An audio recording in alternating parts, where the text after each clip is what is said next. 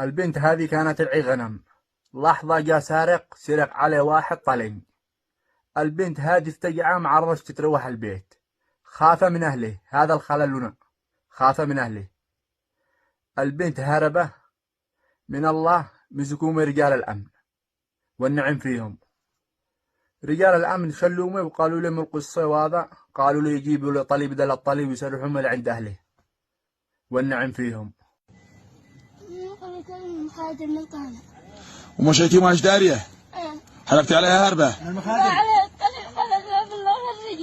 ها ضاع الطلي قالت مبلة الدير جدي هربتي.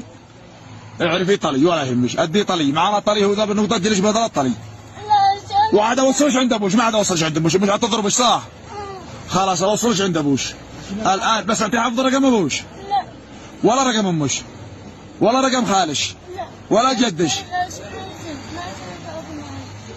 الله خلاص ما وصلش عند ابوش ولا تقلقي ولا تخافي، واعرفي طلي بدل الطلي من راسي هذا. تمام يا ابو طلال؟ صدقنا؟ لا تخافي ولا تقلقي ولا تبكي، احنا اخوتش. كنت غديتي؟ عليكم بالمجانين بالخطأ، انا مجنون. بصريحة هذا مجنون عيني، لو تفلتي وتمشي تواصلي عيني المجنون هذا يخنقش ولا يرجمش ولا ذا ولا. حمدون حافظ عليش ما نسلمش الا لا يدبوش. صدقنا؟ يلا.